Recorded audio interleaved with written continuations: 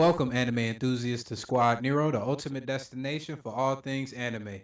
Whether you're a seasoned otaku or just taking your first steps into the captivating world of Japanese animation, you found your home. I'm Rob, aka Sage. With me today, I have Niall, aka Croco's Corner, Chef D, and T Smooth, your guides through the vast realms of creativity, epic adventures, and heartfelt stories that anime, animation, and gaming have to offer. Join us each week as we dive deep into the latest releases, explore hidden gems, and discuss the hottest topics in the Blur community.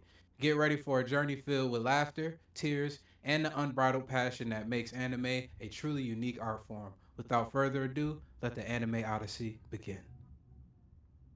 All right, everybody. We are officially back. This is our first episode back from Dreamcon from a whole lot of things that happened. Deadpool, um, all sorts of things. But we starting it off with a banger. We got a very good and special guest. We got our friend here whose name is Otis. He is the content director for Blurred.com as well as a part of one of the littest black anime collectives that Buffalo has to offer, known as the Hidden Village 716. So tap into both of those things for us. Show Otis some love. Show his collective, his group some love, and everything like that. We appreciate you for coming on for this special one. And luckily, we are blessed to have known Otis to be a part of DreamCon as well, for having a booth out there as well, so he can speak more about the behind the scenes type of uh, work that goes on in DreamCon and how somebody or one of our followers could get interested in that so that y'all can get some insight or anybody else, whoever is just tapping in. So we appreciate you, Otis, again for coming on. Yes, sir. Yeah, thank you guys for inviting me, man. I'm happy to be on here. I got a good chance to talk to Terrence on the flight down to DreamCon. I mean, it just made sense to at some point get on some content. You guys are doing a DreamCon review. I just so happened to be a sponsor for it this year for our second year in a row. Um, yeah, I mean, let's get into it, man. It's a lot. It's a lot to unpack. It's yeah, that weekend also was the Deadpool and Hmm. Wolverine release date, so we got to get into that too. I'm excited, man. Squad Nero podcast. Yeah, I hear how he flexed real quick, right? 2 years in a row, 2 years back to back. I just Sponsor got for one question. DreamCon, you heard it? I just got one question. How does it feel to have that power of that vendor badge to be able to go wherever you want, pretty much? I mean, it was like doors that literally weren't supposed to be open were opening for us. Like I mean, we had like because I know one big place that they were directing traffic from was like from the main doorway between the hotel and the actual convention center. Hmm. Like most people had to go around to one of the main entrances. I just like showed the badge and was able to walk straight through. You know, being able to pull up to some of the even like the RSVP panels. Show the sponsor badge and just go straight through. It was pretty clean, man. It was like having the ultimate fast pass at Six Flags, but I mean we worked for it, so hey, I Yeah, take it. I hear you on that one. Just saying, that's like good. it was like y'all had the path of a god, like just out here. Oh, Yeah. RSVP. Oh, y'all in line? Oh, you peasants. We was the peasants. Yeah, we most definitely was.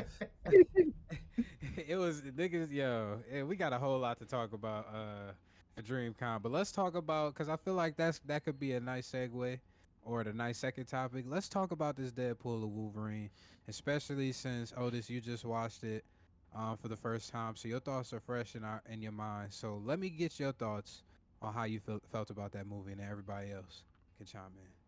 So I have mixed feelings about it.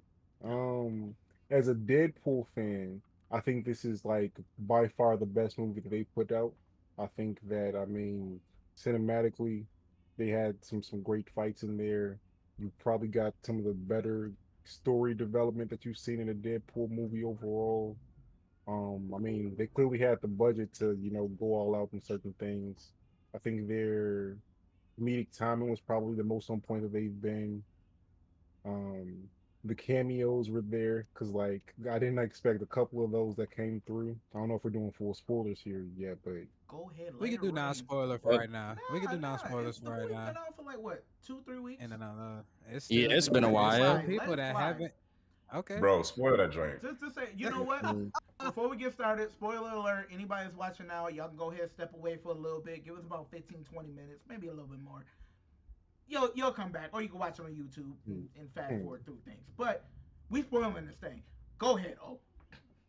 Yeah, I mean, well, when Blade popped up with Gambit and Elektra, that was a pretty dope moment for me. And I mean, Blade has still perpetually been one of my favorite, franchises within the superhero movie verse. And for him to come in and say my favorite line from the movie, some motherfuckers always wanted the ice skate uphill. Like that was big for me. So that it hit like a nice little nostalgia moment. I would really appreciated that. Um, I the little Hulk cameo, seeing the reality where he was about to fight with Wolverine, something that fans have been wanted to see for a long time. I think that was pretty dope.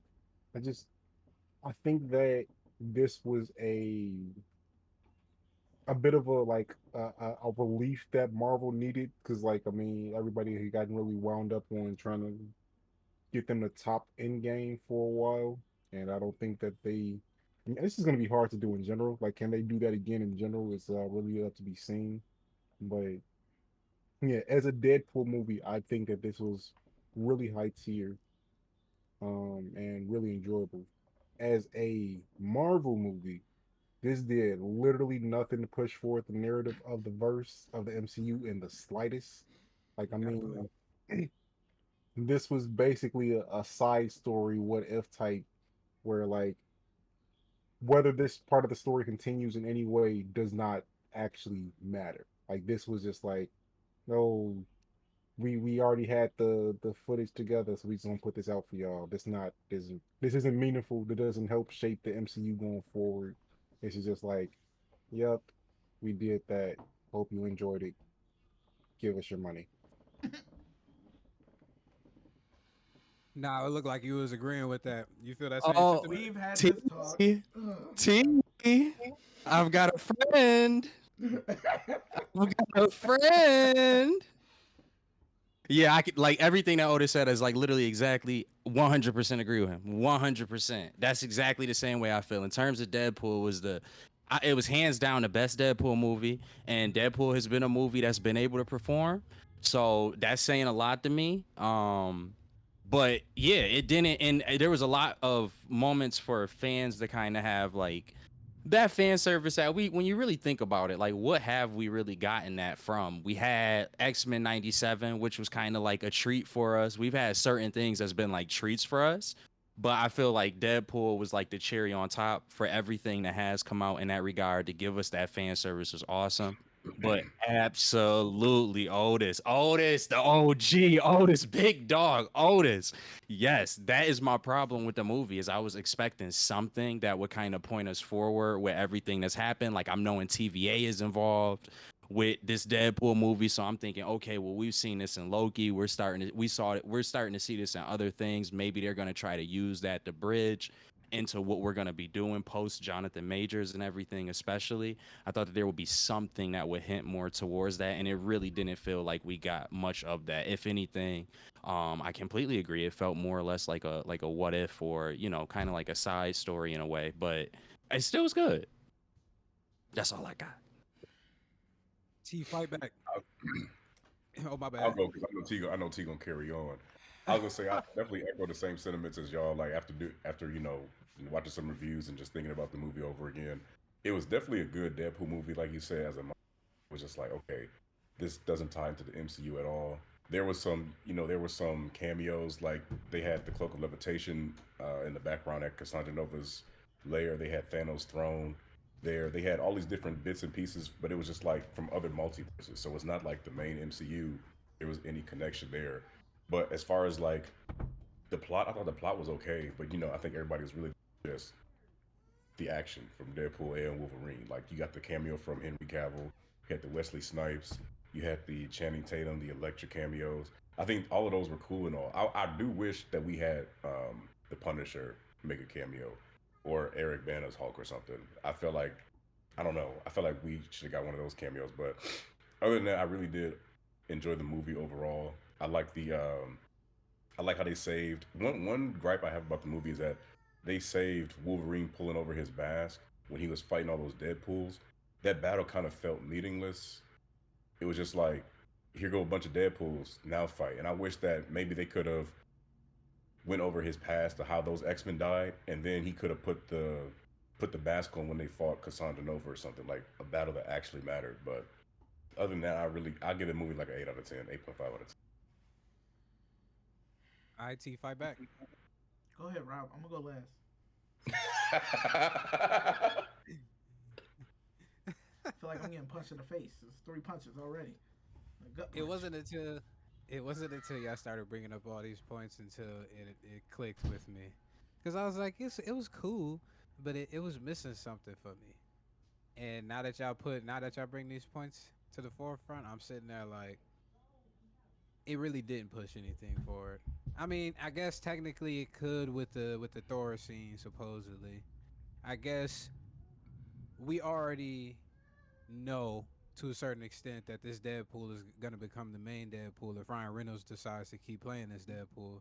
He's gonna become a part of the main MCU, and I think he's actually gonna be a part of the team for Secret Wars. But that is, at the end of the day, still all assumptions. So I don't necessarily know if that's the truth or not. So let's say Secret Wars happens and we only see like a smidge of Deadpool. He's not even a big character in the movie. Everybody's gonna look back to this movie like, what the fuck was the purpose of this movie then? I mean, at the end of the day, it's a good Deadpool movie, but what was his purpose? And that's a lot of fans' gripes with the MCU. They missed that every single project was connected in some sort of way. Every single story was woven into how it's pushing the story further in order to we get to that Thanos level of character. Now we have more than enough information. So by the time we get to the first movie that shows Thanos, we just using most of the shit to go through his backstory, show people his motives, show people his powers, and you don't have to focus on the side characters and what they got going on because their story is already fleshed out to a certain extent. So I understand where y'all coming from. I still thoroughly enjoyed it. The jokes had me crying. I'm not gonna lie. Favorite cameo was probably split between Gambit and Johnny Johnny Storm. I think I'm leaning towards Gambit though, because how they actually animated him fighting or CGI'd him fighting, that shit was actually pretty cold. I was like, all right, so this is a Gambit that I could get behind. I don't know if he X-Men '97 Gambit, cause Hell no. my man's was too far, but he put his work in. He put his stamp on there. So T, go ahead. I rest the offense rest their prosecution rest their case. Okay. What does the defense have to say about this movie? Okay. I agree with y'all. It didn't really move the needle for the Marvel movies. I'm gonna say What that the now. hell? What I, the hell? I'm gonna say that it didn't do much, but that movie was amazing, son. Like all I know is from start to finish, the fact that it's so many stuff that he did from Deadpool 2 that carried over, especially the scene with Celine Dion. He's like, I'm not gonna use you no more. I should have used NSYNC. For him to utilize that for the first opening number, it shows that he pays attention to the little things that he does in his previous movies, which is pretty cool. And the fact that every joke hit and every joke had its own uh, outside entity. Every joke? Every joke, like Hey, T glazing. hold on, no. I said almost every joke had like an outside entity that made it funny. Like when they said Daredevil died, and Electra goes, Oh yeah, it was okay.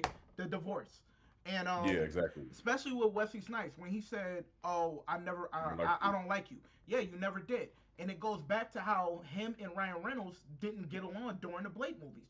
It was little things that they carried over that I really enjoyed about it. Yes, in my opinion, yes, it didn't really move the needle too much, but it put everything back in the middle. Where Agatha explains it all will have to be the real needle mover for us to say we're in the right direction. It got it from being, oh, Marvel is just falling off to it's in the middle. Okay, we y'all did something, y'all got us what we wanted. Y'all brought Ryan Reynolds over correctly, and y'all gave us Wolverine. Now we got X-23, and now we got the potential of Blade and everybody coming back for Secret Wars. You actually gave us a gateway to some people that we love from the Fox universe to be brought over. Now, My whole thing is, to me, that movie was a 9.5. It was the best Deadpool movie in the whole trilogy. I stand by that because it for me it goes three, one, two. I love two. I love Domino, but it's something about that first movie that always does something for me. Um, Hey but yo, what do you mean? Hey yo, like I'm talking about movies. I'm I not. do something to you. Yo, shut up. Now Look my at whole him. thing is it's like the fight scenes. I really enjoyed the fight scene between Wolverine and Deadpool, especially the scene where they're in the Honda Odyssey. That it was so much stuff, like so many punchlines that carried over, especially when he was showing the family the Honda Odyssey. Then you get into that fight with him and Wolverine, and then when they go through the portal, they land on that Honda Odyssey that he was showing that family, and it's like certain things like carried over so seamlessly that it like hit every joke just about hit, especially the whole nice pool thing when you said, oh, I can break the fourth wall, the proposal. I died on the inside. Like literally, it was like little moments like that. Like granted, I can understand the whole Deadpool, the Deadpool core fight scene was like not really memorable, but when I don't know what it is for me, but that was probably one of my favorite fight scenes. Only for the simple fact that Nice Pool, he didn't realize that he didn't know that he didn't have the regeneration factor. But then once they fight all those Deadpools, have that whole thing, that whole situation, and by the end of the fight, you just see them start regenerating and coming back to life. Like I'm not gonna lie, I started dying hysterically because I'm like, out of all the Deadpools, Ryan, the Nice Pool had to be the one that just straight up like die and never come back. But I can see why they did that because in the credits, it's not Ryan Reynolds that's Nice Pool. It's what was it, his brother name or his alter ego or something like that in the credits that they use for to say that's Nice Pool, which is kind of cool. And the fact that like Ryan Reynolds for one brings his children and his wife into the movies is kind of dope to be able to put your family on in so many different ways. Kidpool being his daughter, baby Deadpool being his son, and then Blake Lively doing the voice of Deadpool, Lady Deadpool. It was so many factors in this movie that I really enjoyed every moment from start to finish. I'm not gonna lie, I'm gonna put myself out there. I watched the movie twice, and then I watched it 10 more times. But that's neither here nor there. It's white noise for me when I go to work. Um, but to me, honestly, I really enjoyed this movie for being a really good Deadpool movie. I don't know if at this point do we get a fourth one because it's possible to carry it on because you can put Deadpool in any type of situation. It's possible. But I honestly, with this leading into Secret Wars, like Rob said, I don't want this being like, what was this movie for if Ryan Reynolds only gets like 5 minutes of screen time? You thought Now, that Sabretooth cameo was meaningful? Okay, that was a letdown. I'm who? not gonna lie because literally it was like that whole moment. You guys been waiting on this for the longest time. Blah blah blah blah blah, and then it ends in 5 seconds. But Gambit though, that was very memorable because it got to the point I call Rob up and spit like 5, 6 different lines that he says to him almost every other day, and he's ready to hang up on me. Like my man said, "Ooh, I'm about to make a name for myself." Or my favorite line, "I don't know who my daddy was, but I shot out of him ready." Yo, I'm not gonna lie, I even said that at work today for just randomly after I completed some tasks I've been waiting on. I was like, "Woo." Woo, they don't know about me. I'm about to make a name for myself. And my coworker look over me like, Yo! yo, yo, Sage, Sage, I was Sage, waiting for you to say it again. I knew you Sage, couldn't help yourself. Sage, As soon as you started to go into the story Sage, monologue, I was like, "Oh, I got his ass." Nah. Sage. Oh, I got his ass. Nah. Remember, I know where you live. You do. Uh huh. That's okay. Uh huh. And Luna ain't gonna do nothing to me. Just remember, I She can not. start. No, she ain't. She's not. It ain't gonna stop We've me from all know choke. this. It ain't gonna stop me from choking you out. All right, she gonna bark at your ass. That is what she will do. But she ain't gonna bite me. Okay. All But right. I was. Oh, go ahead. But I'm just gonna say this. I even like my favorite cameo has to be Gambit because even after watching it, everything that he did, people really hated on Channing Tatum's Gambit, but I wasn't mad about it because during that fight scene, he did those stunts himself. I actually watched the behind the scenes of him actually doing it, and I'm like, yo, like this man using every dance ability and everything that he knows to be able to make this character come to life and really give us some really good fight choreography for Gambit. Which I'm like, Can Nigga we use please? Magic Mike moves. Yeah, Essentially. Pretty much. I ain't mad about it because they could have easily had a stunt double play him. But he actually took on the role because he wanted to do this Gambit movie years ago. So honestly, like, Disney, give us some Gambit movie or something. Like, people really, it's a lot of people that probably want it. Yeah, I Like was gonna ask that. Do you it, think that? Do you think we will I, get something with Gambit? I think Probably he an might have. X-Men. he'll Yeah, be I'm in about the to say X he Men. might have I got a don't think he's gonna get his own standalone movie. I wish he would, but he might have got a little following, but not that much though. Hmm. But It definitely, you know. I was going to propose y'all a certain situation, and then we can move on from this topic. But I want to hear y'all thoughts. Just to play devil's advocate, hop over on T side real quick. What if this universe, which is the I'm guessing that this is the same universe that Monica Rambeau was sent to, and we know it from is. rumors and leaks It is. that Avengers 5 was technically going to have a version of Avengers versus X-Men in there. So it's obviously going to be those last two universes because that's what happens in the comics before Battle World is created and Secret Wars Mhm. starts technically. Those two worlds collide, and just like in the comics or the recent Jonathan Hickman's comics, the Avengers were facing, or the main Marvel universe was facing the Ultimates universe. But this way, they can flip that on this mode, and instead of using the Ultimates universe, use the X Men universe that Monica Rambeau is sent to. That way, you got that Beast. If they want, they could bring back Channing Tatum as Gambit.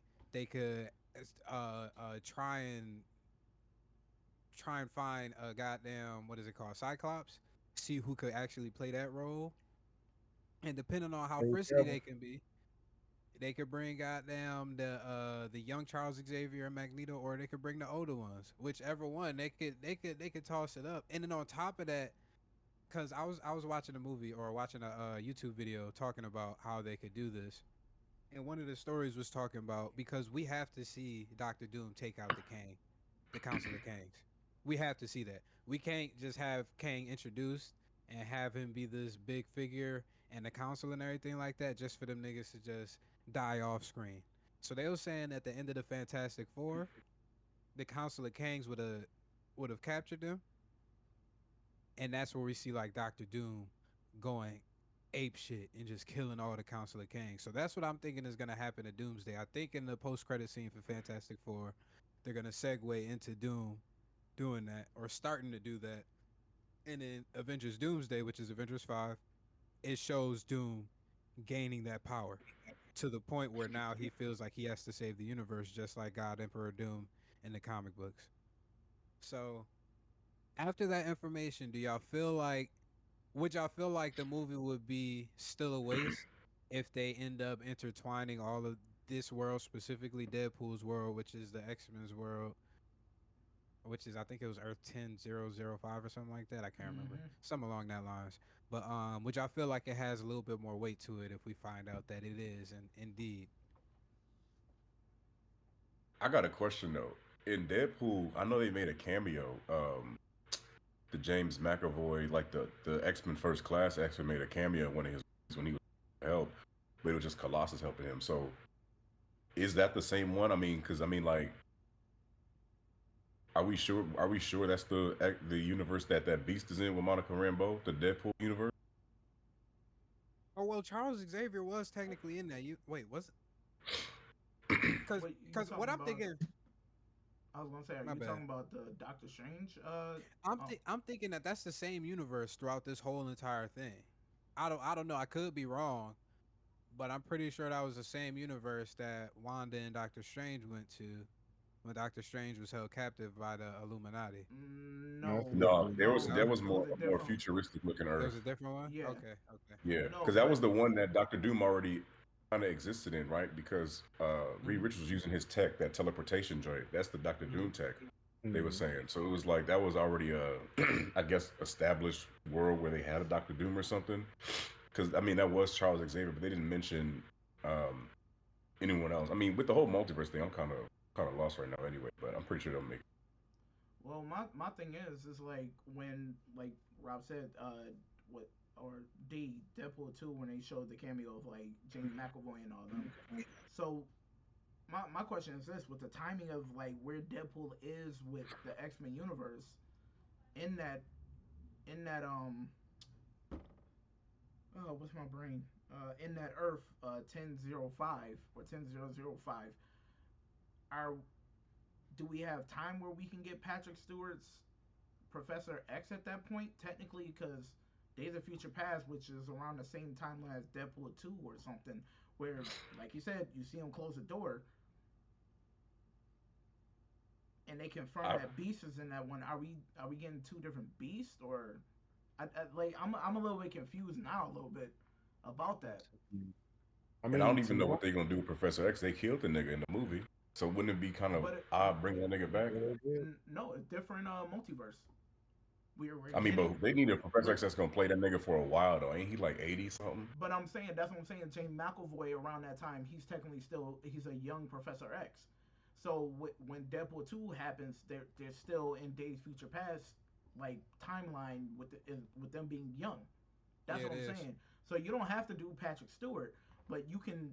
I'm just saying it gives time to where, let's say they do the multiverse, they can bring a different Patrick Stewart back from a different For timeline. Secret Wars, I can see that now. Okay. Yeah, to have them Okay. both in there, like the last hurrah for the Fox universe for some of the um, Fox X Men, even though it's not the one that we really like. Oh, But I think you just had give something me, to say real I'm quick. just saying, just give me Evan Peters back as Quicksilver. I'll be happy about that. That would be yeah. cool. I got You one know, question for y'all boys real quick. With that Henry Cavill cameo, granted he looked great as Wolverine. I low key thought he would make a good Cyclops after watching X Men I Undisputed. yes, I 100% think he should be Cyclops. Like, Agree. I can I see feel that. like I if you thought. have Cyclops as a buff dude, it's like looks like a leader, like a macho man type of leader. Like Wolverine, granted, he looked great as Wolverine. Whatever, cool, that was fan service. But a nigga like Henry Cavill, a little suave Cyclops nigga, it's like, bro, like he's the one that can make Cyclops not look like a fucking dork on I screen. I think him as Doctor Doom would be even better though. I I ain't think seen a him nigga as acting Doctor. enough movies to be no Doctor Doom. Well, we know He how he Doctor Doom going. he did a hell of a Superman, and he was already going to the dark Superman. I think the Man of Steel was probably one of the best superhero movies we ever seen Wait, in our what? lifetimes. Man of What? I would Steel say was action. probably one I of the would say best action superhero. wise, but acting wise, I mean Henry Cavill can act, but Doctor Doom, I feel like they should get a nigga with a accent, like a fucking heavy European accent. Oh, to like Like that. they You know already the wasted actors. Mads Mikkelsen. He was the perfect candidate for Doctor Doom. yeah, Mads Somebody, Mikkelsen is a solid one. They wasted him on Doctor Strange one. Like, bro, you got a nigga Mhm. that played a James Bond villain. He a suave ass dude. He played Hannibal Lecter. He could have been the perfect Doctor Doom. That would have been But cool. no, they got this nigga fighting Doctor Strange or some bullshit. y'all remember that revamped Fantastic Four that they dropped with Michael B. Jordan as the Human Torch? Oh, let's not Lord. talk about that. They was talking about bringing back that Reed Richards and making him the Maker. Which, No, Miles Teller? No, yeah, I could no. see it. I'm not no. gonna lie, I could see it. The That was that facial movie even facial referenced? features and everything. Was that movie No, even Yeah, referenced in Deadpool? Yeah, bro, leave that it we're shit. was expecting actually. it. What'd you say? Oh, No, I was saying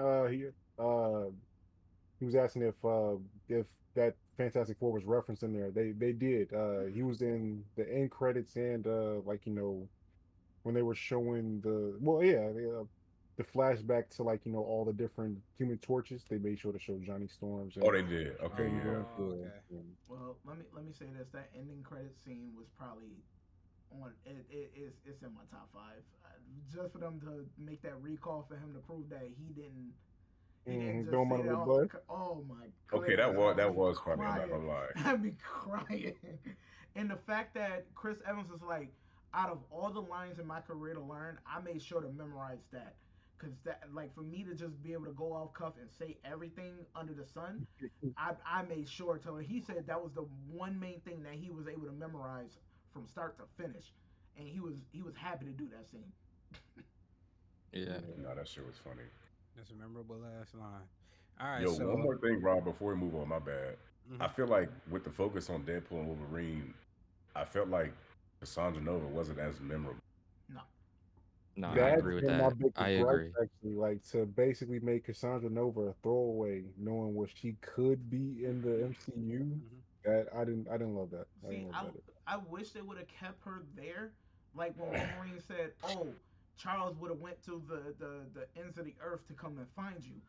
At least give her that opportunity to redeem herself with her brother, because that, like, even that line just felt like She'll hanging never fruit. redeem herself. Like, She'll never no, redeem I'm just herself. saying to even She's have that wild. moment of like us being able to see Charles and her in the same scene, even though she was like, "Yeah, I get a couple and I kill them off." No, to actually have that one that came from Wolverine's universe, like that, it would have been nice to, like, some way, shape, or form have him come back and try and find her or something, or even show I, him trying to find her. I think that's the perfect storm though, because you one notify people how strong she actually is, and then two, you take care of her so that she's not one of the villains being used, so you can actually flesh out her character when the X-Men actually come, and if they actually do a storyline, now we can actually get to her potentially attacking damn, Genosha, and sending the Sentinel army over there and actually getting more of her backstory. We only got trinkets to have people a little bit interested to figure out who she actually is. And then once you get to X-Men, now you have a lot more time to just solely focus on her. Because you didn't just have to focus on Cassandra Nova. It was two villains technically in that motherfucker. The nigga from the TVA and Cassandra. You could only spend so much time on each of them. So I But think at they the did a same pretty good time, job. who, where would the movie go if she just stayed in the void, like waiting for her brother, trying to find her brother? It was like after that, that's when they That start fighting the Deadpool course. It was like, damn, like where does it go now? that's what increases the lore about her though. If you I'm catch my drift. Like she's capable of helming the whole Deadpool core. She's capable of ripping skin from flesh, dig into your insides, and fucking go all through your brain. A sick, twisted version of Charles Xavier, basically. What Yeah, more is she capable of if she's actually not stuck in the void and she's actually out in real life? Because we got to keep in mind, this Cassandra Nova's been in the void since her I believe her inception, if I'm not mistaken. TVA pruned her ass right there. So she's been there controlling that shit. That was her first time out in the real world. Imagine if they reboot this motherfucking X-Men and bring her ass as one of the main villains. And they already got, just like they doing with Fantastic Four, where they already have Valeria and Reed Franklin. Jr. Franklin, yeah. Frankly, yeah. Nigga said Reed Jr. And I That's forgot the nigga name. wild. I forgot the Yo, nigga name. let me if I could just say one thing too. Go ahead. It's bro, Marvel, they give you a villain, they take that away. Yep, we've talked They about give that it and multiple they Like, take times. it Yep. away, bro. So that was Cassandra Nova. Like I hate Yeah, and I do agree. I do agree with D and O. It really felt wasted. I would have definitely to the point that Otis said, the character is so like incredibly powerful in the comic books, and for the movie, like she could work like how she did, and it worked fine. It was okay, I guess, but nah, to knowing how Marvel go with things and knowing we probably aren't ever getting that character back.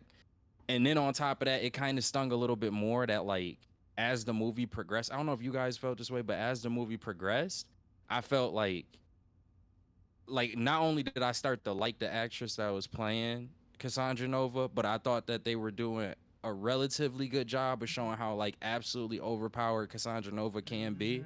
Mm-hmm. mhm. So it's like it really stung when you get to the end of the movie and it's like the Marvel formula is this is it. Like this like Michael Jackson, this is it. Here I stand. But my Oh, thing is, what kills me about that whole situation is, yes, they killed her off, but they could have found a way to send her back to the void and take something. away the Yeah. doctor, so that we can have her come back later on. Like she They breaks gonna out of send the her void ass again. back to the void. You said That's what? how powerful she is. They couldn't wait, bring her ass No, but back but it's to the but void. the only way she got out is because she had Doctor Strange's thing. That's what I'm saying. If she didn't have that Mhm. item, she would have been stuck How in the how void. was they gonna take it from her?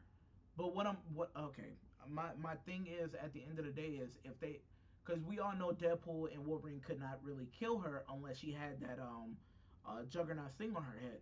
That was the only way she was gonna die. But my thing is, at the end, it like, how do I say this? Like how the fight scenes were very unmemorable, especially their fight with her. That initial fight, that second fight they technically had with her. If they would have found a way for her to fight them and they kick her back into the void to give us an opportunity, like, yay, they won for that moment, but we still got a chance of getting her back at some point. It would have Even been. though again, Marvel, I it's think the they're gonna make odds it of it work. happening is even if they had it did an ending like that, they wouldn't bring her. Like it's, I look, Rob. I hope you're right. I just don't like. I'm just going by what I think I understand at this point with Marvel. Like no character. There's been none. Like there's not even a mention of like a Thanos. There's not a mention any of the Iron Man Dormammu. Tec- villains. Like anybody. technically they brought Exactly, back Thanos Dormammu. from What the What If and fuck? What If. You said who? Technically they brought back Thanos and What If. Nigga, we So talking we about Yeah, the but We MCU. like, talking Damn, about like what if? the live that's action, yeah, still part of the MCU. but we're talking Nigga, loosely. live fuck the action. what if. Talking about live action shit. These villains That have What been If ass. season one wasn't cold, nigga.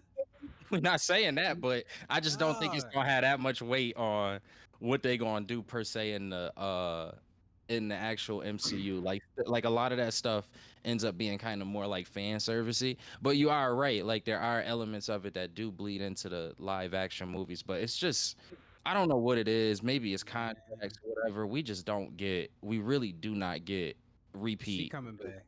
I feel like, If bro, I feel like MCU gotta stop doing this shit with villains. Every movie don't need a new fucking villain. It's not like it's like, oh, we got a movie because of a new villain. Like, bro, we had fucking Ultron, and Vision shut that nigga out, and we seen Vision get his cap pulled back by Thanos with a fucking pinch in his forehead to rip Hmm. that gem out. It's like, bro, y'all be overpowering these niggas, and then at the right time, y'all underpower niggas. Like, bro, like you didn't have to get rid of Ultron like that. You didn't have to get rid of, like he said, we ain't seen Dormammu since the damn Doctor Strange movie. Like, bro, you had Dormammu, you had fucking Ultron, you had all these niggas, and then it's just like throwaway characters. It's like, bro, people read the comics. We know what these people are capable of. Like, just stop making a villain just to make a new movie. Terrible. Or my thing is make a character that can actually do something, i.e., Hulk. Yeah. This Fact. this That this, is a this Hulk is shout out to Wolverine in that brown suit though. That joint was that joint's cool. That joint's cool. all right. So we've been rambling on for So goddamn so Rob, 38 before, minutes. I got you. But my thing is before we segued over to our recap of DreamCon, I just got one question. I just want to throw this question out there. You sitting there, you next up, you about to play some spades. Who? It could be anime, Marvel, DC.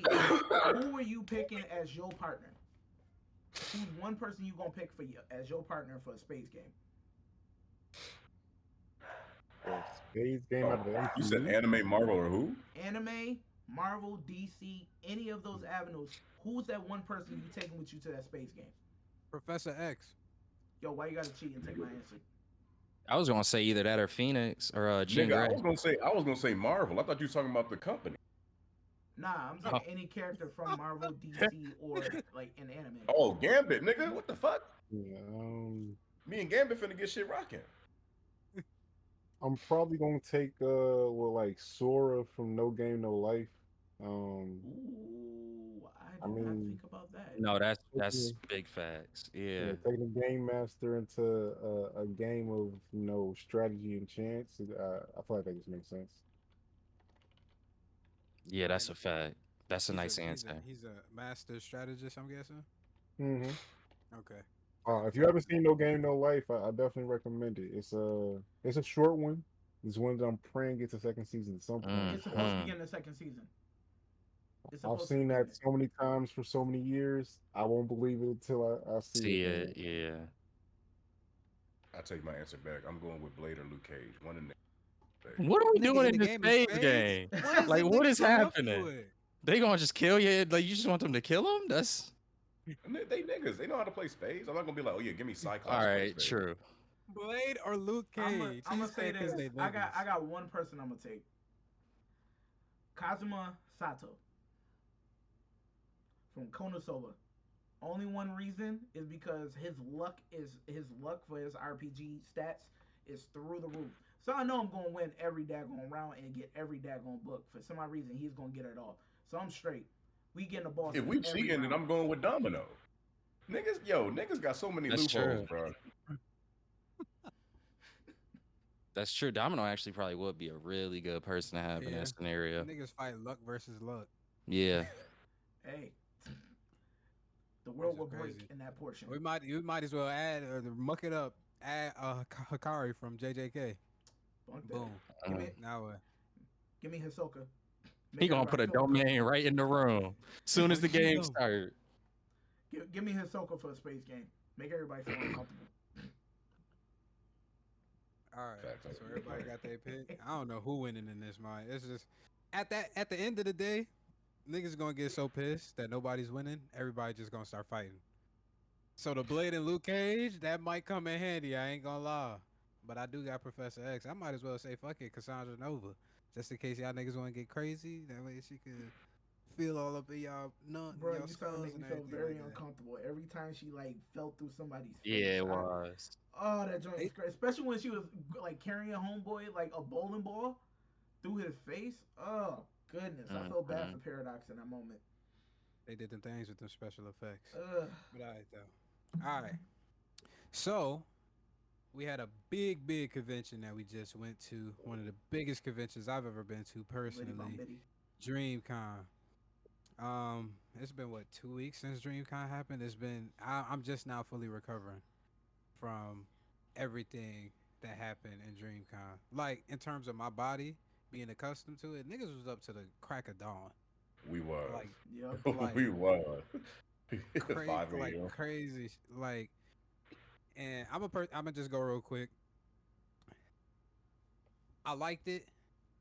I appreciated it, but it was just too many niggas for me. And maybe personally, that's just me.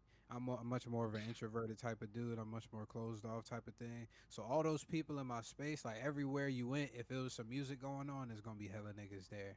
If it's a event that's going on, you gonna be waiting your ass in line. Niggas was waiting in line for the basketball joint since the beginning of the day, if I'm not mistaken. It was either the basketball or the dodgeball, one of the two.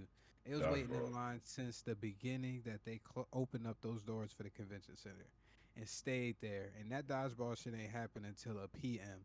It was AM niggas started staying there.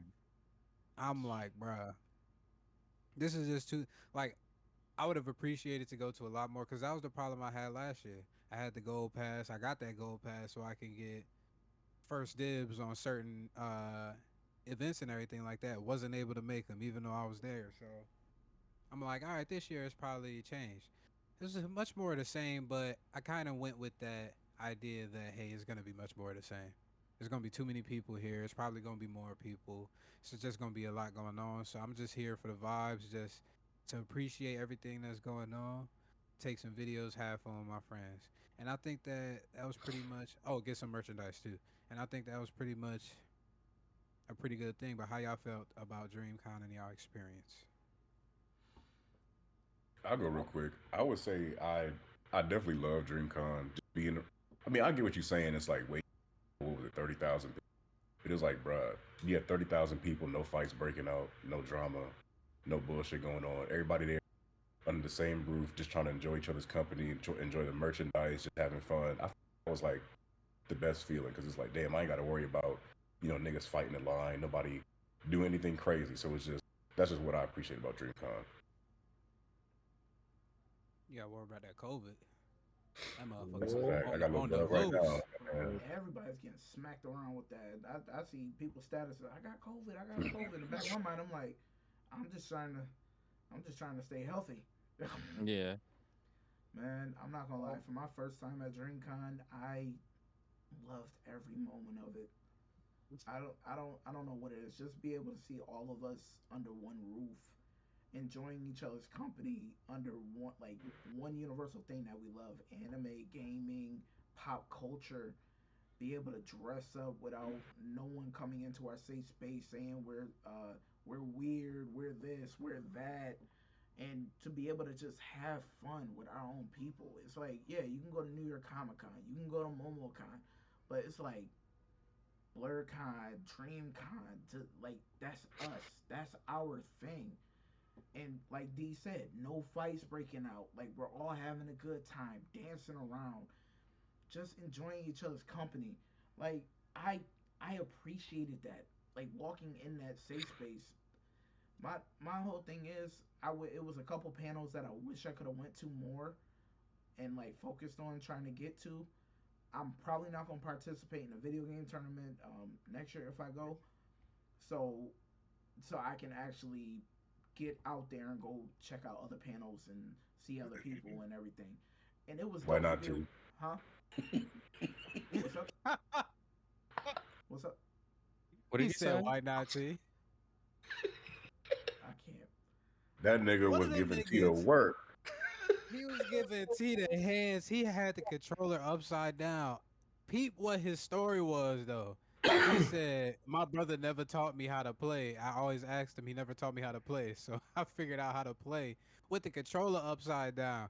Nigga, don't this shit feel uncomfortable for you?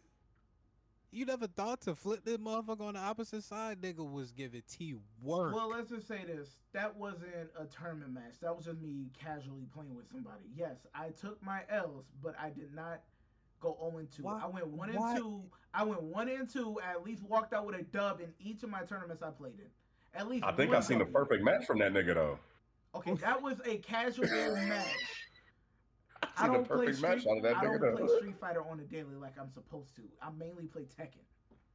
What I'm curious is why was this nigga in the casual portion of this No, he motherfucker was in playing the with it? tournament. He was in the tournament. It was just we were Oh, playing free Oh, matches okay. while the everybody else was oh, playing.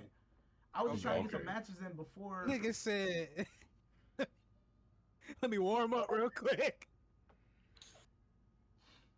I mean, Cook your ass up." But at the end of the day, I enjoyed every moment of it from start to finish. I wish it was an extra day. That's how much I enjoyed it because MomoCon's 4 days. Give me 4 days of DreamCon. Like start on a Thursday and go to Sunday. Like I it's just, to be able to meet Keats, King Vader. Like I got a picture with both of them, and I'm that got me mad hype because it's making me want to push more with our podcast to like get out there more and get our name out there to be on that level. I want to strive for that. Like I don't want to work my 9 to 5 no more. If this can be my 9 to 5 where I'm sitting here getting content out constantly for our channel and doing what we need to do and networking, collabing, I would love to do that and to be able to travel on someone else's dime and take my family with me. That's my whole thing at the end of the day. It just got me like mad motivated as soon as I got came back. And do Especially that. me and Oh, people like Otis. Like that was just a casual conversation that ended up into something amazing. Like mm, I'm ready to collab more with Blurred and Otis and Hidden Village to do a lot.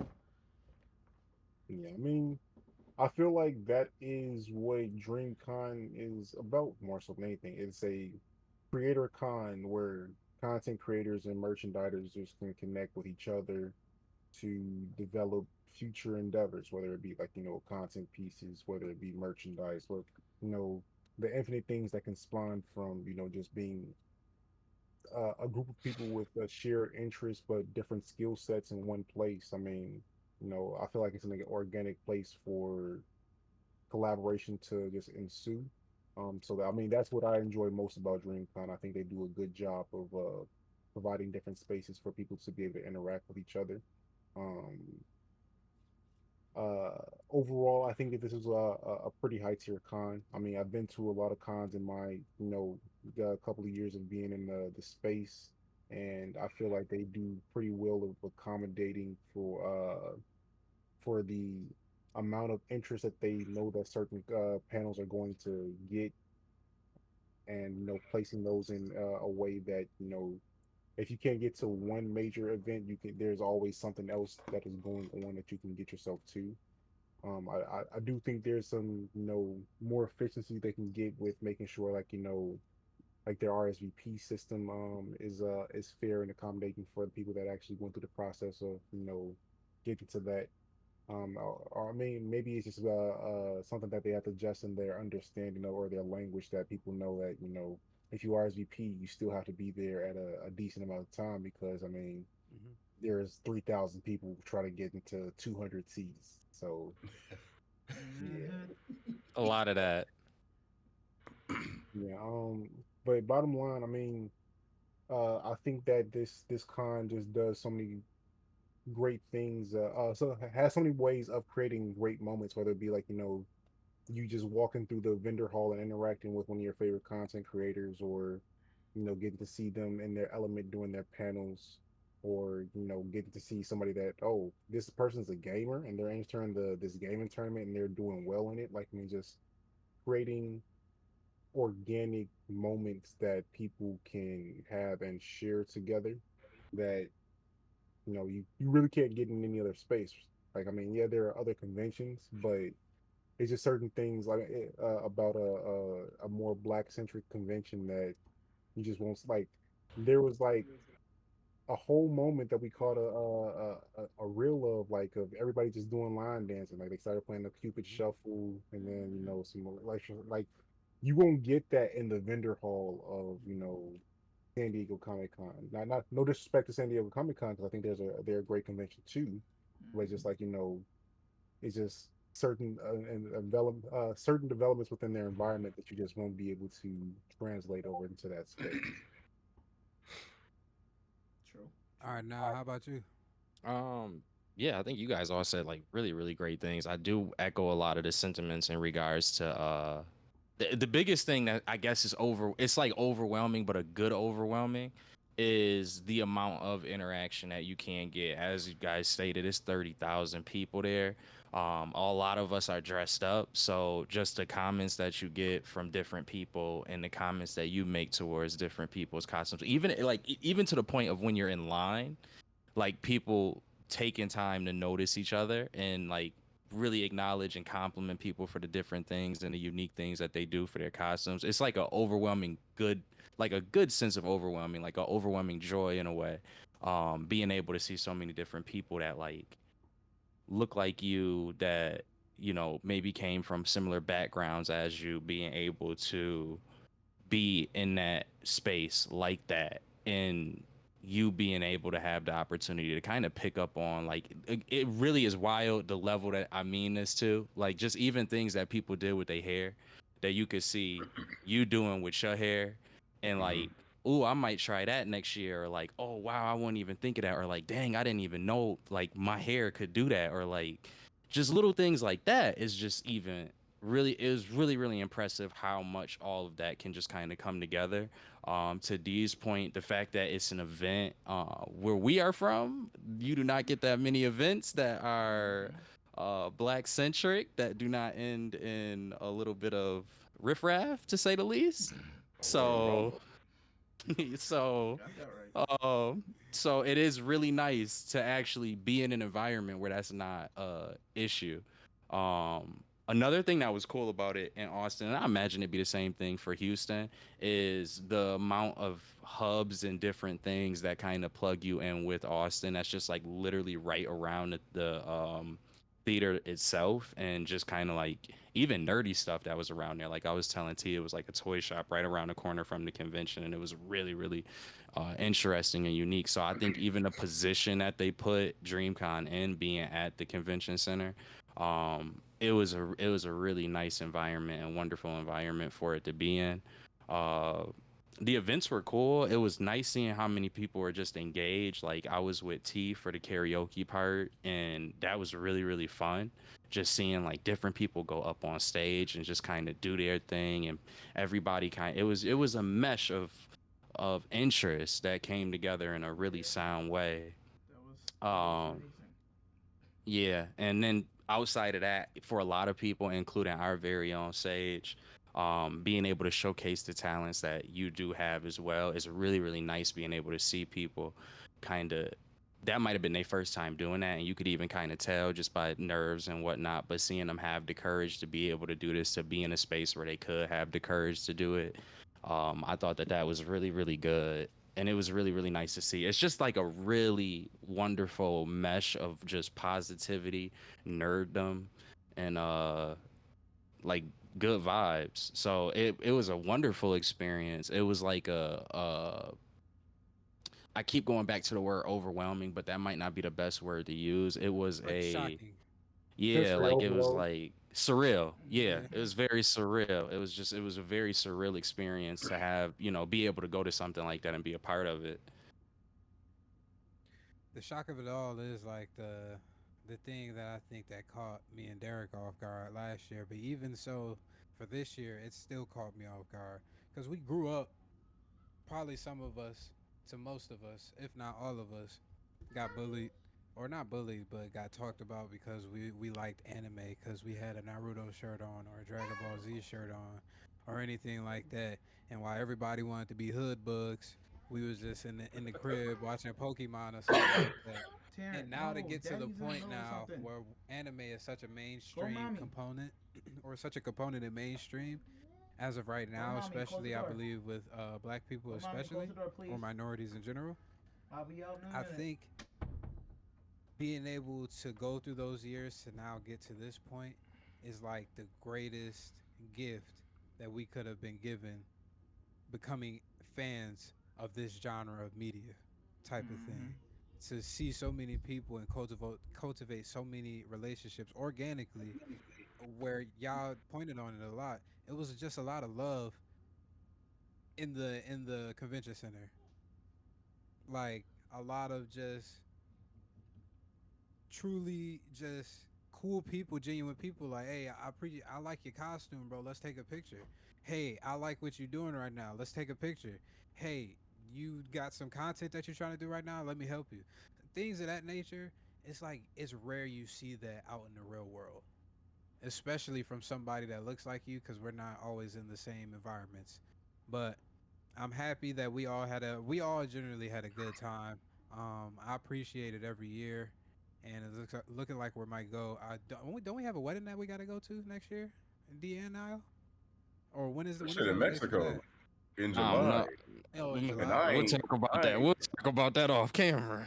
All right, yeah. I had to Cause make sure. I had to make sure. That we're shit gonna just came have to to figure mind some earlier. things out. I'm just Well, saying. But real quick, my thing is, I just want to add okay. two things. One, I I am not like the type of person that like I'm. Some say I'm like an extrovert introvert type of person. Like I could talk to people with no problem, build Mhm. conversation, build friendships and everything. But sometimes like yeah, my social battery Better. sometimes like yeah, I'd rather just stay to myself. But I don't. I could never have seen myself doing a cosplay. So me actually doing this and getting people to actually like me being so kind of a little self conscious, I ain't gonna lie, I'm on the bigger plus side. Like, oh yo, bro, I'm not gonna lie, like it felt uncomfortable, but at the same time I was like, all right, cool. For someone to like roll up on me, homeboy like, yo, bro, I don't mean to glaze, but I'm not gonna lie, I wish he didn't say it like that. It kind of threw me off for a loop. Like, Mm, bro, I don't mean to glaze at you, but like, you looking tough in your cosplay. Oh, thank you, bro. Anytime you start a sentence off like that, Bro, I was like, I that's did. crazy. It threw me off. But then, like, being You're able like, to, whoa.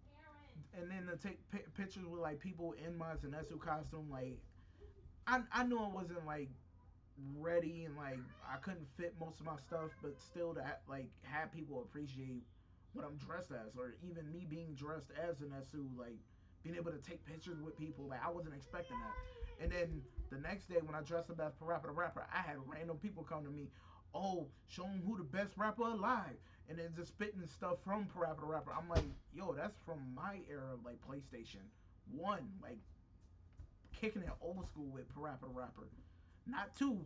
They spitting rhymes and stuff from the first one. So it was like having that moment to really like feel appreciated, like actually going out of my shell to dress up in cosplay and at least get some type of appreciation or even take a picture with somebody. Like it felt like I I can actually cosplay.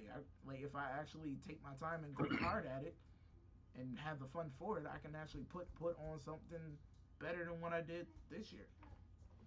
All But right, yeah. quick thoughts. Oh, and my last thought, Rob, you did an amazing job at karaoke. It's just your song choice Oh, because oh. you know what? Don't make me. Don't. You Okay. You a real one, Oh, dog. oh yeah, yeah. You You a did an real one, amazing dog. job, but your song choice sucked. The whole room was It did. Yeah, I like guess they was Daniel just looking Caesar at is you still. like, I but you guess did an Daniel amazing Caesar is still job, bro. cancer. I'm gonna say this: you did an amazing job. It's just song choice. Then you would have I'll had the do it. room rocking. You would have had I'll to do a like better me. job. I listened to Daniel. What was it, Daniel Caesar? Yeah. Yeah, I listened to Daniel Caesar, so I was bopping with the song, but Nah. song choice. It was real quick, and then I'm gonna ask y'all a question about next year and what that entails for DreamCon. A nigga came up to me randomly and was like, "Yo, bro," came up from behind me, tapped me on the shoulder, was Hey like, "Yo, yo, bro, did anybody ever tell you that you look like DDG from the back?" I'm like, "Bruh, you, Yo, you what?" can't play that. You can't play that. Disgusting. I'm like, "What are you From the talking?" back? I'm like, Play that, bro. "Nobody has ever told me." He specified that too. I'm like, "Bro, what are we doing?" T was right there. I'm Yo, like, mind you, "Bro." Rob didn't have to say this at all. Nah, it's cause T brought up the I don't mean the glaze thing. I'm like, yo, Yeah. what's good with these niggas, bro? How many times have you seen DDG from behind to like Right. Know know? that, You look right? yeah. like Sit on this man from behind at the same time. Facts. Like, yo, I was like, I ain't know, cause he was a light skinned dude. I don't know if he was if he was a different ethnicity, but I'm like, this feels a little racist. So I ain't gonna lie. I ain't gonna lie. Like, pretty damn, much all y'all look alike. so pretty much we had Diddy moments. Rob, that's what you're saying. I was sitting there Yeah. so perplexed. We just got out that hot ass party on Friday. I'm hot, like literally, mentally and physically hot. I'm pissed as hell. I'm like, nigga, we wasted our time in that sweaty ass party. And then this nigga gonna come up, had a gumption to say that to my face. Nigga, you crazy. But we figured out where DreamCon is gonna be next year. It's gonna be in Big H Town. How do y'all feel? Y'all quick thoughts on that, and then we could talk about quick thoughts, and then we could talk about Robert Downey Jr. as Doctor Doom. Go ahead. Nigga, this shit in H Town, the convention center they going to is big as fuck. Yes, George it R. Brown, is. that shit is way bigger than the Austin convention. Yes, it is. Good. That's what I like to hear. And like no, nigga, like that shit It is is. huge. It's huge, That's what I bro. like to hear. Like I walked through that whole thing for Common Palooza, and I was tired. I felt like I walked almost 15,000 steps per day when I went through that place, Good. bruh. It's like no. and the thing is where the location is cool because it's like sort of like downtown area type. So it's mad shit around there, just like Austin. It's mad shit around there, but it's a lot of anime stuff in Houston. Like we got a lot of anime. We got a lot of anime shops and like restaurants. That's gonna be everybody get down here. Gonna That's be a lit. lot. It's gonna be a vibe. Anybody else? Who's next? Who's next? Yeah, I mean, I'm excited about going into next year. Knowing how big the turnout was this year and what they were able to accomplish with it, you know they're going to bring even more people out for next year. I'm guessing like I mean, we got 30,000 people that can come out this year. If they're going into a bigger space, we can probably expect that number to go up even more for next year too. So I mean, I'm curious to see exactly how that's gonna work for the flow of the con and like some of the issues that they've had the last couple of years with like making sure they're accommodating for the people that pay for their premium badges and things of that nature. But I mean, the vibe is always there. They moved it up a little bit so it's not gonna be as hot. So I mean, that's a Mm-hmm. plus. Oh no, Um, it's still gonna be hot. It's, I it's was hot as down hell. there. I was just yeah, down there Memorial Day weekend for work. It's still hot. It's hot as Still hell. hot. yeah. I mean, it is a week behind MomoCon, so I'm curious to know exactly how that's going to affect the climate of people that come out for it too. Because I mean, I know MomoCon is also one of the bigger cons as Mm-hmm. well. Um, I mean, that's one that we also frequent ourselves as blurred. So we're gonna have to try to figure out how to navigate both doing the MomoCon and DreamCon. So slight hurdle, but overall, I mean, I think it's a good move moving to a bigger space. And just about executing and seeing what they can make from it this year. I'm sure they're going to continue to build though. Oh Yeah, no, my it's thing is the numbers. I see it going up. I'm gonna just make a prediction now. If we was at 30 this year and Over it's a under 40. way bigger, I'm going 50. 50. I'm going 50. Under I'm 40. not Over even under gonna lie, 40. Which bro. one y'all taking? The way It that could T and D described the space is why I said that. Because like they Mhm. said, they making it sound like this is really larger than See, the space we were at the this year. the one big thing Yes. is that I'm like I've been to, if they have it the same layout as Comic Palooza, that the space where the vendors would be is going to be huge. So we shouldn't have that traffic of people being stuck waiting in line to get into the vendor hall. It's like literally twice the size as what the vendor hall was at the Yeah. Austin Convention Center. So it was, hey Kaylee, thank you for coming through.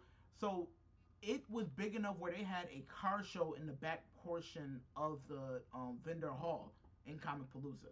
So if you stretch it out, it should be more than enough space to have like you could probably do some like what was some of the things that they had? You could have, This nigga talking I about don't stretching shit out is crazy. Mm. It's crazy. I thought you were gonna let it It's ride.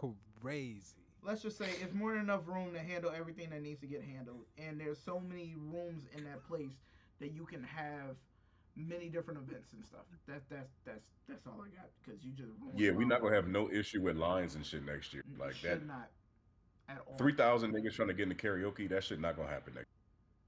It's gonna That's be what lines gonna be flowing. that's what I figured out what the problem was. I feel like Austin is a great city, don't get me wrong. It's a beautiful city. I just didn't think that it had the infrastructure from from nightlife wise, the actual club capacity and how big the clubs is, from the actual convention center, from just how big the town is technically or the city that it's located in. I think now that they have the infrastructure, I thought they was gonna do Las Vegas because I thought the nightlife and the convention center, I'm guessing, would have worked perfectly for that and would have been able to harbor all of those people, but the pricing probably would have went crazy as hell. Yeah. So I think Houston is a good middle ground. I'm pretty excited to see what they do with it. I'm pretty excited to see how it goes as well. What about you now? Yeah, I just think it's gonna be 50,000 people. Like that's really what I'm stuck on. Is it the way that it's described? Yeah. I could easily. There's a lot of people. I think like each year. I don't know whether y'all notice this, but like I was kind of the example of this year. Was you start to hear things about it like on Twitter and Instagram and you see things and then you already have like your friends telling you about it and like there's people like I was in the airport and I actually met shout out to AG, but I had met somebody who went to Broccoli Fest and we were kind of exchanging stories between like how Broccoli Fest was and how Dreamcon was and she was like yeah, like next year I think I'm gonna actually go to Dreamcon. Like my brother was there. He's coming back from near now. And I started to watch anime, so I think next year I might want to actually go to Dreamcon instead of going to Broccoli Fest, even though she had a lot of fun at Broccoli Fest. And I think that that is what's going to cause the numbers to go up significantly because I saw it trending, like way more than I did even last year. I saw Dreamcon trending. I saw people having like inside jokes. I saw people like really like laminating over the events for like not just the first week after we came back, but like the second week. It Mm-hmm. was like I still heard and saw a lot of people talking about it at that point. And when I started to see that stuff, I was like, yeah, I could see where this is going to probably get more people. And then y'all were already telling me before I left that they're going to be moving it. So I'm like, yeah, they probably starting. They already before we left started to see the reaction and people being curious. And like, I'm working marketing, so I know how like you look at metrics and stuff like that. You start doing that even when you first kind of put the stuff out and it's just kind of it's still in this in the act itself you start to already see like you start to already look for what exactly was working and what the responses were and things like that. So I'm sure the people behind DreamCon, even before we left, were seeing the very same things that I'm talking about. And this is while the event is going on. So yeah, dude. I mean, I really like. Normally, I would say I would have a disclaimer at the end of saying something like that, as like I might be exaggerating it, but in this case, I really don't. I just kind of got a feeling that I'm not. Like that 50 is really what I feel. It could be as much as. They could touch it. Yeah. They could. Well, just like O was saying earlier too, the blurred con before might have a significant impact with how many That's people true. actually do end up going. Some people can Yeah. have that, might have that money on, but not everybody. Right. So we gonna see how it transpires. But 50, I think that might be an attainable goal. I'm not gonna, especially if they did 30 this year. Yo, but hear me out real quick. I know we got to move on, but I feel like with it being in Houston and they moving up the date, I feel like they really got some special guests locked in because I'm like, bro, y'all had this shit in July, and now y'all moving up to a week after Memorial. I'm pretty sure they got some big guests coming for that shit, bro. He Hmm. waiting for Meg Thee Stallion so badly. Mm, I mean, not even just big. I'm pretty sure it's because it's Houston. Rappers always coming in and out of Houston. We had Little, we got Drake, we got James Harden, we got NBA players. Everybody always coming through. Drake ass not coming to goddamn I mean, DreamCon. I'm not saying Drake, but I'm Cause just they saying not like like us. every They yeah, not weekend, like yes, we us. are. yeah, If every it was weekend you one hear somebody celebrity coming. that you would want there, Derek, which one would it be? You said what? If it was one celebrity that you know loves anime, which one would it be that you would want there? Definitely Meg. He was So- like, Did I'm y'all, already getting my wish. did y'all not see how the women pulled up the DreamCon this year? Imagine Meg. Oh Lord. Yo, he got a. Oh That's Lord. actually a really big point, though. Could you Don't let imagine Meg be in that? no cosplay with them cheeks out, because bitches is about to. Excuse my language. The women about to be out here wilding. Wildin'. I'm telling y'all. All right. Yeah, Yeah, he got like a point. He really do got a point with that, though. I Hey, mean, they was already going crazy this year, Yeah, but and imagine in Houston Meg with Meg will Thee Stallion. take it up Nah, a notch though. Houston, home of the hoochie mamas, nigga. They finna go crazy. We have our own Houstonite. What is it, Houstonian? What do Houstonian? they call you out there, Houstonians? I don't Our even own know. fellow Houstonian. All right, so we got a little bit of time left. We're gonna go through this Robert Downey Jr. real quick. Yeah. While during, which is probably even crazier in the fucking, nah, that's crazy. Crazier in the ethos. While at DreamCon Saturday evening, I get a notification on my phone, Twitter, like Marvel just announced, and they stopped it off. Dot dot dot. I couldn't see what the hell happened. Went on Twitter right before we was about to go out. Found out they casted Robert Downey Jr. as Doctor Doom. Immediately, I was excited. Immediately. But how did y'all feel about it? Quickly, y'all thoughts. I mean, That,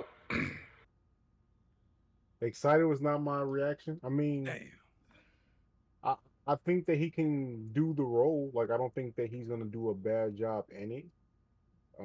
But I feel like if you're gonna bring him back, he should have been a superior Iron Man. That Hmm. I didn't need him to be doing. Like, I mean, him coming back as a villain and, like, them expanding on that story and making, you know, evil Iron Man more integral into the universe. I think that could have been fire. Um, I fully believe that he is capable of doing the job as Doom and bringing, some dynamicness to that character.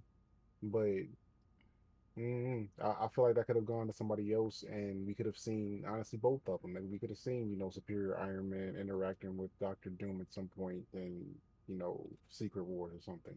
I would have loved something like that, but overall, I mean, I think it's a safe bet getting RDJ to play Doom because I mean he's a name that people are used to seeing around the MCU, and I mean he's gonna bring the appropriate hype to it, but what is his performance going to be like? I mean, I'm sure it's going to be like a high B, but I'm not expecting him to give us Heath Ledger Joker type Or performance. even just himself, Iron Man. Hmm. Yeah, honestly, Yeah, Damn. I'm not expecting that. I'm not I expecting that. agree. Damn. See, my whole thoughts on this, I'm kind of in the same boat as Otis. Like, yeah, we can get that story of how Iron Man turned to Doom, but it's been talked to that whole Superior Iron Man thing for years and months, like months and Supposed to years. be Like, in Multiverse of Madness. yeah, like it would have been cool to be able to see that. Like, you don't. I feel like Disney is just the MCU. They're just recycling because they saw how bad things went after Endgame. Like, it's been up, down, up, down, up, down, up, down, down, down, down, down, up, down, and it's like they got to find a way to get themselves back out there. So what better way? Everybody loves RDJ. We gonna bring him back as Doom. Use the multiverse.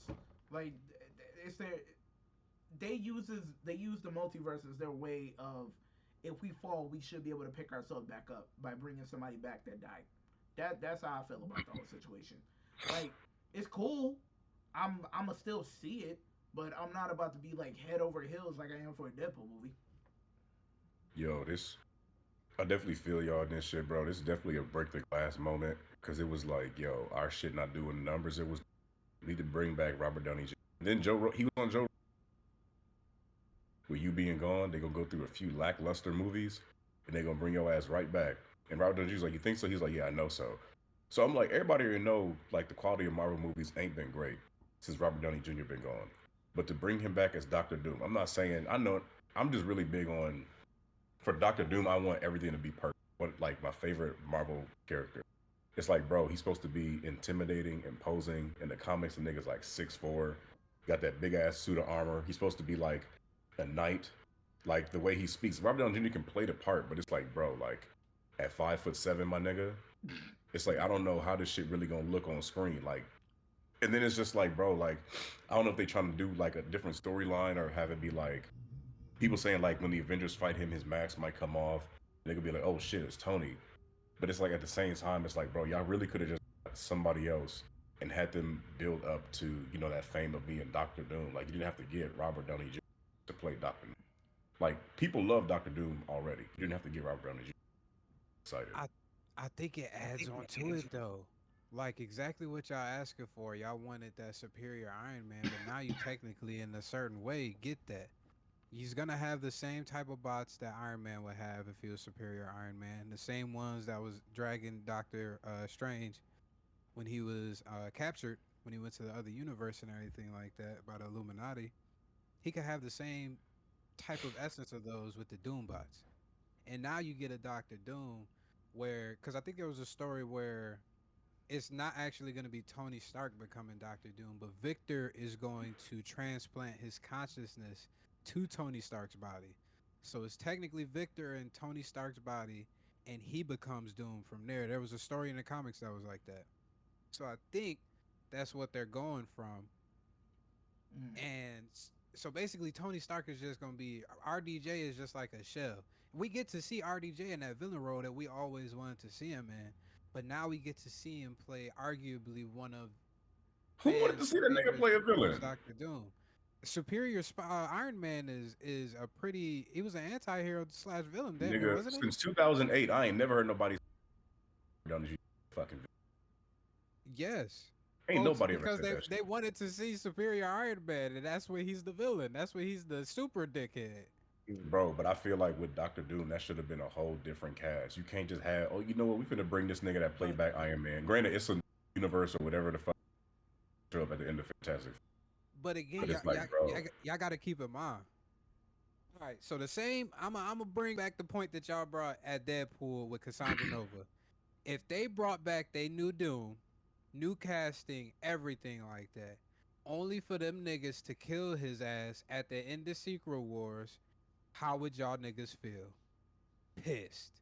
And never for them to use him again, just like y'all pissed about Cassandra Nova dying. So why would they do that with a whole new casting when they could just use somebody else that they've already used, switch it up, use a comic book storyline to base it off of, and go from there? That way, you can still use the Doctor Doom that you plan on using years in the future. And folks are not how gonna many be how many pissed. years we've been talking about comics? I ain't never, oh my god, oh my god, I've never heard a nigga say, yo, bro, that storyline when Doctor Doom and Tony Stark switch consciousness, that'll make a hell of a movie. Yo, that's my favorite comic. No one's ever fucking mentioned that until this nigga got casted. So But this that's nigga Robert trying to save the day for Marvel, always doing the same shit he always doing, trying to make us see the optimistic side. Not You know wrong. this casting is fucking stupid. They got a I think it's great. 5'7" American nigga to play a 6'4" He was half gypsy. 5'7" Let playing me Iron finish. Man. Bruh, Dr. Doom is a Playing Iron Man. 6'4", half gypsy, half Eastern European nigga that lives in a fucking castle in a country that he rules. Now you got this quirky ass joke making Iron Man nigga taking over this role. It's like, bro, How tall is Tony Stark? I don't know. I don't give a fuck. Yeah, but Tony 6'1". Stark, that's the thing though. Tony Stark was more like a Robert Downey Jr. fit that more because he was a Better play nerd. Like personality. he's a yeah. It's like he a But at the nerd. same Like instance, Doctor Doom is a nerd just like the yeah, niggas but This is on like the this is like they but he like rebooting. a No, he if they like a reboot the Marvel king, bro. universe, this is like them being like, "Yo, fuck it, Ryan Reynolds gonna be Professor X." I'm like, what the fuck? This They better goofy not ever nigga do about to be that. Professor X? They better not ever do that. Could you You see imagine what I'm that? saying? It's like, all right, bro. Like I see what y'all niggas on, but you did not have to bring back Deadpool to be Professor X. But Because Deadpool, nobody gonna see it the same. Ryan Reynolds, nobody ever see Deadpool or Ryan Reynolds at the same type of mental fortitude as all the other type of dudes. Yeah, We've but Rob, look at seen it this way though. we've seen RDJ already in a superior intellect when he played Iron Man. It's a lot more to Doom, though, bro. Doctor Doom is just like that, but even more narcissistic. It's a even more lot more psycho- than that, bro. It's a even It's, more lot of a more. Doctor psycho- Doom I'm is not more. Doctor Doom is heavily focused on sorcery and sorcery. technology. I Yeah, This know. nigga yeah. Iron Man, nuclear reactors, thermal this, thermal that. Like, granted, It they both fit have more great for intellects, RDJ. but bro, I'm telling you right now, this is the dumbest shit these niggas could have did because we already got this multiverse shit all over the place. And I'm like, yeah, we read comics, we know what's going on, but to the average fan, that's like, I'm about to go to this Avengers movie because Robert Downey Jr. is now playing the fucking villain. You ask one of these hoes, be like, yo, you trying to go see? Oh yeah, I heard Robert Downey Jr. came back. Folks is getting put if butts is getting put in them seats just off of that Yeah, 'cause simple it's Robert announcement. Downey That's the nigga. thing Jr. we talking about, Rob. This is a Yeah. break the glass moment. Y'all did this shit. Y'all could have had Doctor Folks Doom. wanted this. Why you think the butts is gonna be in the seats? Cause niggas wanted this. Whenever they They was might have talking about wanted casting Doctor Tony Doom, Stark when the last back. who the fuck said I know who played Doctor Doom? Robert Downey Jr. Niggas had Cillian Murphy, Mads Mikkelsen, Michael Fassbender. You see where I'm going? Some suave niggas, not some 5'7" Italian nigga that played a fucking billionaire this whole time. This is Robert acted like niggas been asking for Robert Downey Iron Man since We're 2010. also acting like Robert Downey Jr. didn't just act his ass off in Oppenheimer. We're acting Fuck like Oppenheimer, this nigga. nigga This is Robert Doctor Dow- Doom. We're acting like Robert Downey Jr. can't act all of a sudden right now. No, and it's he not a can't matter put of himself- that. No, It's not because about him that's what acting, y'all Rob. saying. That's because No. the whole premise It's been not about how is that. Robert Downey Jr. going to play Doctor Doom after he played Iron Man? It's He's not an his actor. acting That's his skills. job. It's not his the acting likeness. skills. It's the fact that exactly. it's the likeness. It's still the MCU that he's still gonna be in. If this is the real Doctor Doom, nigga, we not even going to want to see the nigga ugly ass face.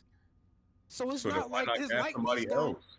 It's not like his likeness is going to matter. It's his No, they His acting going, likeness, that's Robert, bro. going listen It to me. If to. his is. They likeness going does to not show matter, Robert Downey if his Jr.'s likeness does face. not matter, why would you wait till San Diego Comic Con to bring back the Russo brothers and Robert and then announce Doomsday Avenger and then say the perfect person to play Doctor Doom is here and it's Robert Downey Jr. If his likeness never mattered, then what was the fucking point of revealing that? You could have said Avengers Doomsday, bam, and then left it to be a surprise or some shit. If the likeness did not matter, they would not have announced it. All right, I'll give you that point. Yeah, I mean, it's also just the overall aesthetic of the character. Like, Doom is intimidating.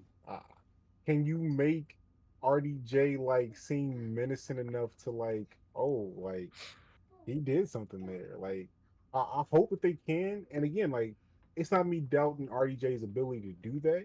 It's just like, can you suspend disbelief enough for me being like, oh, this is Iron Man, so this is Doctor Doom.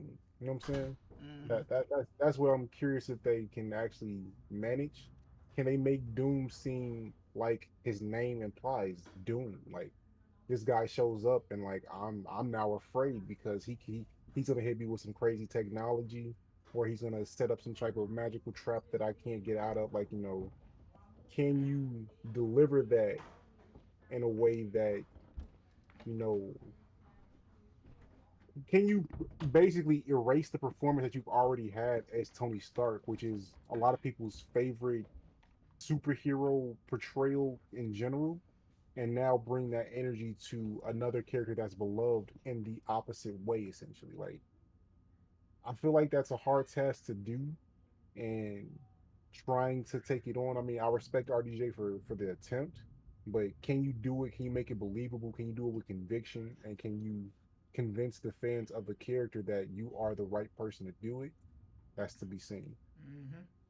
I got one point to tie into that too, because when this news first got announced, that was exactly what I said, Otis. I said, well, here's the thing. You got this memory of Iron Man. in everybody's hearts. That not just comic book fans, but now people that's fans of the MCU. So it's like it's gonna be awkward trying to make that character, like you trying to forget that character as Iron Man and now remember this character as what they're acting in now, which is Doom. That's why I think my hot take, I guess, what this is, they gonna have to have, if they're using Robert Downey Jr., which they are, they're gonna have to have a scene or some type of transition where they actually like show Doom, Tony Stark Doom, like killing an alternate version of Iron Man. So that way it's kind of like in your face. This person is being to get rid of your thoughts with Iron Man, focus on your thoughts with Doom. And like they really, I feel as though it's got to be some type of a scene that symbolizes that in a really strong way. And man, honestly, it's one of my sentiments on it is it's like good luck. Good luck. Like good luck, Marvel. I don't know. I'm not trying to say that I don't want to see it work. I would like to I'm actually really curious now because I do think it's weird. But like good luck cuz you got the people like Derek and me and the rest of us outside of Rob. You got us and the like kind of have that comic book knowledge behind it.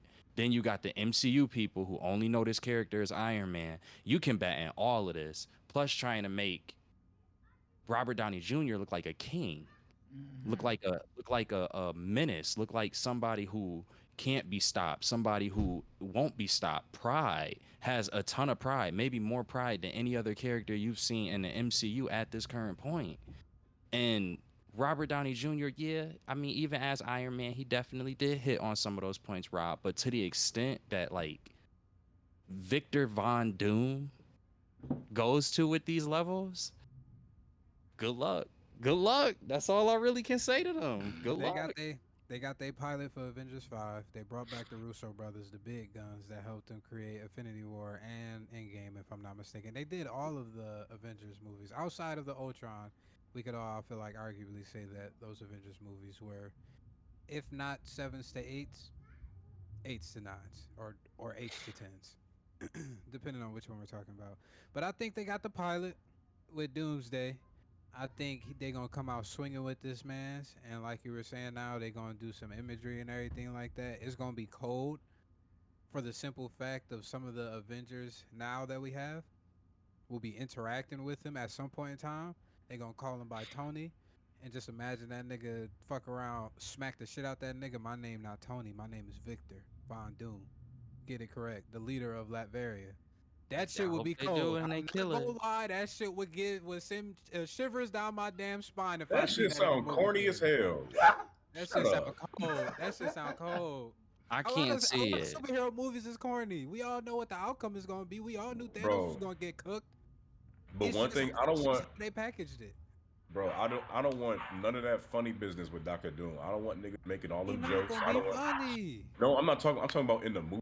Like when He's he was not fighting gonna be Thanos. funny.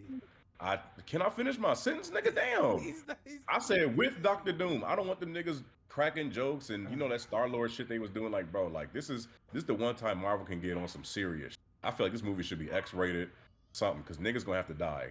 A lot of niggas gonna have to die by the hands of Doom. He It's said the X-rated. it's the Avengers movie. When has the Avengers movie ever been super comedy? It's never been that. Why would they start it now? Hey, Super bro, the way this shit comedy? been going. A I didn't lot say of them. super comedy. But Deadpool. It's a It's a lot of comedy film. jokes. It's a lot of jokes in these movies where I be like, yo, like y'all niggas supposed to be saving the world right now, and y'all niggas got time for Thor. jokes. Age old Thor. had a lot of jokes, man. Yeah, Yeah. The Thor, Thor, most bro, definitely. Thor. I'm like, bro, what y'all did with Thor when he was fat, shit like that. I'm like, all right, cool, whatever. But I'm like, bro, we done already lost Hulk, bitch ass nigga. And then we got his son, just some fucking lawnmower looking ass nigga. And I'm like, bro, what is going on with the Hulk family? We got Doctor Doom and we got Hulk does that who can't even get mean? mad. Hulk can't get mad. His son just some chubby ass nigga. We got She-Hulk doing all this bullshit. It's like, bro, Marvel is fucked against Doctor Doom if they really fight them. Not with the X-Men involved. Or Fantastic Four and Valerian Franklin. I'm curious. Maybe man. that's why they bringing them. Maybe that's why they dropping their movies right before. I don't know. I could be going crazy. Yeah, But you going that's crazy. technically nigga. that's You technically what going happened in really the crazy. comic books. That's technically what happened in the comic books. Rob say this shit before everything dropped. That's what happened in the comic book. That's what happened in the comic books. Yep. And It time and did. time again, you proven wrong. Looking goofy as hell with these sorry ass movies, It did. bro. The casting, Franklin the and Valeria casting, was one of the main reasons why Secret Wars was ended in the yeah, comic whatever. books. Jonathan But the Hickman. casting of Robert Downey Jr. as Doctor is a big failure. All right. So we got to end the pod off with some disagreement, and I guess I'm the oddball out this time. Yes, you Oddly are. enough. Always are. So we'll come back to this. Probably put money on it. See what these niggas like, and if these niggas come out even mumbling like, "Hey, that nigga did a good job," I'm squaring up with them niggas on site. Word to. That's what I hope for is that they do. I Word just to. don't see it. That's all Hey, I'm saying. hey, Sage. Before we end this off, I'll be one of them. I'll have the boxing gloves ready for you. Don't do Yeah, I that to know he yourself. waiting for this. I'm He waiting said for he it. been waiting for Don't I've this. do been this waiting to for. I yourself. will rent a boxing ring. All I need is one round, 3 minutes. That's all I need for you. Oh, this is not the first time Nope. that's been said on this What podcast. what that nigga Channing One Tatum round, say? 3 minutes. Can I get a yo? What happened? I said I was leading. I said boxing. I didn't just say 1 round, 3 minutes. I said a boxing Hey, match. hey. You gotta stop with the sound. No. He was like, what was that? Nah, All but right, all fine. right. We ended on a disagreement. Hopefully Deadpool, or I said Deadpool. Hopefully Doomsday, Avengers Doomsday. Hopefully the Russo brothers is able to revitalize the MCU and bring it back to some good standards. Especially with Robert Downey Jr. being announced as Doctor Doom. We want to appreciate y'all, week 32, episode 32, for stopping by again. We're probably going to do a little intermission at some point in time if they drop some spoilers or some leaks for JJK. Boruto possibly, since it's the 12th, it You might talking come about at the talking end no of the... Jutsu JJK? It's not, all right. It's another time. That's another discussion for another day. We want to appreciate Otis again. Once again, check out blurred.com. He is the content director for blurred.com and also a part of Hidden Village 716, the collective within Buffalo. So if you're ever located in Buffalo or in the surrounding areas, tap into all their social media accounts to be able to be tapped in for any events that they might have coming up, as well as check out blurred.com. Show some love for Otis. Show him that y'all came from the stream or the YouTube channel. We appreciate you again, brother, for stopping by. I Uh, appreciate you guys for inviting me on. Yeah, this not gonna be the last time y'all see me. Yes, sir. Yes, That's all I sir. like to We're hear. gonna have you on a lot more. Probably bring on Black Star as well. Try to pitch y'all against each other. See what happens there. Bring on the other Hidden Village 716 and see if we can get some some just people saying, from we can Blurred have as the well. Tekken night one night. I'm just saying, like, You are gonna be the only nigga from Squad Nero playing Tekken, my nigga. that's the whole point. Because then y'all can start talking all that No, type of stuff. I'm just saying. no, the nigga, Let's no. go after Destiny, bro. Like, I mean, what's going on over? Yeah, we gotta do the shooting games. I'm with Yeah. I'm I'm with just you saying. on that, I'm Otis. I'm I'm getting Black Ops 6. I'm getting Black Ops 6. That sounds more like a punishment than a. Never mind. Yeah. Just saying. I am not playing Destiny. I am not playing Battlefield. Battlefield is the best. No, it's not, man. Yes, it is. I love Battlefield 4 Battlefield. is legendary, bro. That's Yes, still it like. is. Yeah, it was a really good game. Realistic and Battlefield everything 3 like was that. better. Didn't take 20 shots to a nigga dome piece to kill his ass. It just one. One perfectly placed one. That's all it took. But nonetheless, we appreciate again Chef D popping up in here. T Smooth once again. If you ever want to tap into the live stream of the podcast, go to twitch.tv/smooth entertainment. Smooth exactly how it's spelled underneath his name or on his name. We got Nile, Croco's Corner here. Tap in on all podcast platforms, Croco's Corner, to tap into all podcasts that have history, as well as anime, as well as some mental maintenance as well. I'm your humble host, Sage. We appreciate y'all again. We're going to see y'all next week for week or episode 33. Deuces.